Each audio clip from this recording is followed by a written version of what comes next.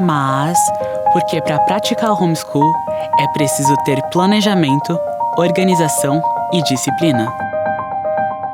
Para explicar a importância do planejamento, da organização e da disciplina, para o homeschool, convém entender o que dizem as leis brasileiras sobre a educação. Para aqueles que desejam conhecer em detalhes os textos da legislação sobre a educação e sobre o homeschool, recomendamos que estudem a íntegra de todos os artigos legais sobre o tema, os quais estão transcritos e explicados entre as páginas 191 e 299 do livro Tudo sobre Homeschool, que está disponível para download grátis no site homeschoolaveMaria.com.br. De modo bem resumido e para fácil entendimento, neste vídeo basta dizer que sobre os direitos e deveres individuais e coletivos, o inciso 39 do artigo 5º da Constituição Federal diz que não há crime sem lei anterior que o defina, nem pena sem prévia cominação legal. E como a lei deve ser interpretada de modo ipsis literis, isto é, exatamente como está escrito, o inciso 2º do mesmo artigo 5º da Constituição Federal também deixa claro que ninguém será obrigado a fazer ou deixar de fazer alguma coisa, senão em virtude da lei. E no caso das famílias católicas, que têm o dever de prover para os seus filhos uma educação conforme exige revelação, a tradição e o magistério da Igreja, o inciso 8º deste artigo 5º da Constituição Federal ainda garante que ninguém será privado de direitos por motivos de crença religiosa ou de convicção filosófica ou política.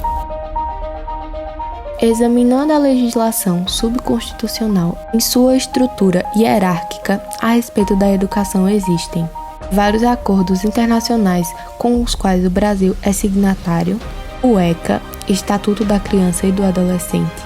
a LDBE, Lei de Diretrizes e Bases da Educação, o PNE, Plano Nacional de Educação, o CDC, Código de Direito Civil, o CDP, Código de Direito Penal.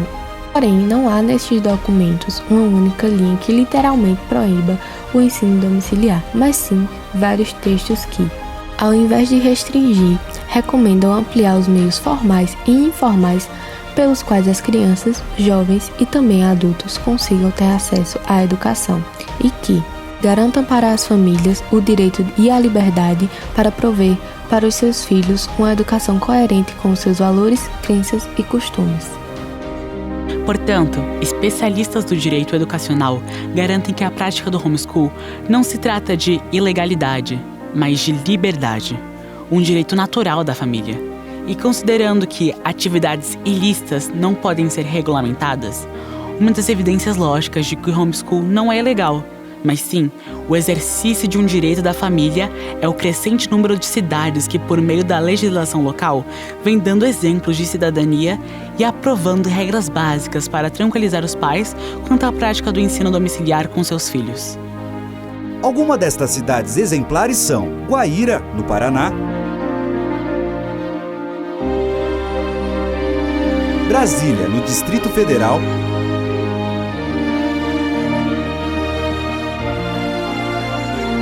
e São Paulo, capital.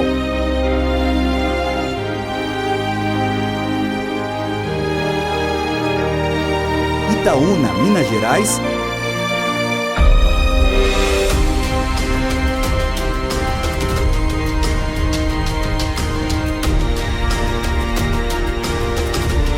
e Cascavel, Paraná. Vitória, do Espírito Santo, Toledo, no Paraná, e 100% do estado do Rio Grande do Sul. Portanto, conforme consta no inciso 39 do artigo 5º da Constituição Federal,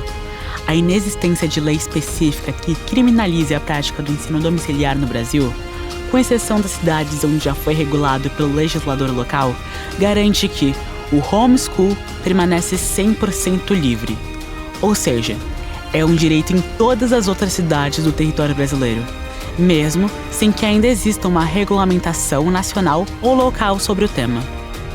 Em outras palavras, ou como costumamos dizer em termos ainda mais claros, não é necessário uma lei para autorizar uma coisa que é livre, isto é, não é necessário uma lei para autorizar a prática do homeschool. Em termos jurídicos, uma lei só é necessária para indicar que alguma coisa é proibida, portanto ilegal, ou que só possa ser exercida a partir de determinados critérios, ou seja, obedecendo a algumas regras, isto é, uma regulamentação, e definitivamente este não é o caso do homeschool, e por isso esta lei não existe, portanto, o homeschool é 100% livre, um direito natural da família. Mas isso não quer dizer que o homeschool possa ser praticado de qualquer jeito. Pois, embora a legislação brasileira e os tratados internacionais com os quais o Brasil é signatário não especifiquem ou restringam os meios pelos quais os filhos devem ser educados, as leis deixam claro que o acesso à educação é um direito da criança e do adolescente, e que é um dever da família e, na ausência ou incapacidade desta, do Estado viabilizar o acesso a este direito. Ocorre que o único jeito que o Estado tem para cumprir a sua obrigação é fornecendo educação gratuita, através de escolas públicas, municipais, estaduais ou federais. Enquanto que a família tem 3 alternativas: escolher uma escola pública gratuita qualquer, que forneça um método de educação padronizado conforme os critérios do Estado, procurar e pagar por uma escola particular com proposta pedagógica que esteja o mais alinhada possível com os valores e expectativas da família e torcer para que as promessas contratadas sejam cumpridas. Através do homeschool, desenvolver e aplicar uma educação segura, verdadeiramente personalizada e 100% coerente com convicções pedagógicas, morais, filosóficas, políticas, científicas, culturais, religiosas e sociais da família. Portanto, educação é coisa séria e também um direito da criança e do adolescente. Por isso, o artigo 246 do Código de Direito Penal estabelece que é crime deixar sem justa causa de prover a instrução primária de filho em idade escolar. Mas como a lei deve ser entendida de modo ipsis literis e não há em qualquer lei ou artigo um texto que especifique ou restrinja os meios pelos quais a família deve prover a educação para os seus filhos, há um amplo entendimento de que para ser considerado crime deve ser constatado que a criança ou adolescente se encontra na condição de abandono intelectual, isto é, que não seja possível verificar uma estrutura mínima de planejamento, organização e disciplina com os estudos de forma a garantir e evidenciar a rotina de estudos e o aprendizado. Então, já que planejamento, organização e disciplina são importantes, vamos entender algumas premissas sobre esse tema. Muitas pessoas já ouviram dizer que o homeschool é praticado pelo princípio da liberdade educacional, onde as crianças aprendem no seu tempo, onde vão na velocidade que desejam, ou ainda que aprendem o que têm preferência, e que estudam como querem. Tudo isso é verdade, mas não é tão simples quanto parece. Em primeiro lugar, é preciso esclarecer que o significado da expressão liberdade educacional de modo algum está associado à ideia de libertinagem com a educação, mesmo porque, ao contrário do que muitos imaginam, em geral, as famílias educadoras têm uma disciplina, um comprometimento e uma rotina de estudo e uma organização de vida estruturada de modo muito superior às famílias que educam seus filhos nas escolas físicas.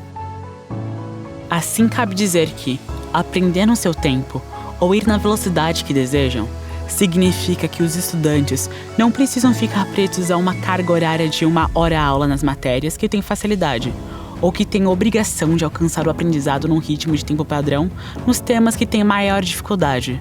Ou seja, podem acelerar ou desacelerar, tendo como foco o que realmente interessa: o aprendizado, não o tempo de estudo. Por sua vez, aprender o que tem preferência ou estudar como querem significa que, embora os estudantes tenham que seguir um cronograma de conteúdo a ser aprendido dentro de uma linha do tempo, não precisam ficar restritos ou reféns aos temas propostos pelas apostilas e livros que foram adotados, podendo, inclusive, sendo aconselhável que exercitem o hábito de pesquisa e da investigação para se aprofundarem ou para explorarem novas fontes e formas de aprendizagem. em bibliotecas, nas atividades de socialização ou até mesmo na internet, onde existem muitas coisas boas para aprender ou complementar o que está sendo estudado.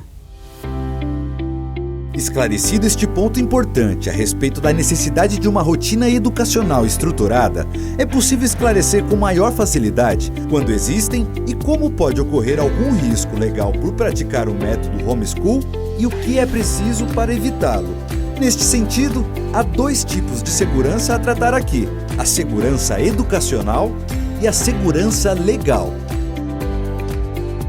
Assim, podemos afirmar que a segurança educacional é aquela que resulta da organização da rotina domiciliar dos estudos dos filhos, de modo que a família não só se aproprie de todos os benefícios oferecidos pelas economias, liberdades e produtividades proporcionados pelo método homeschool,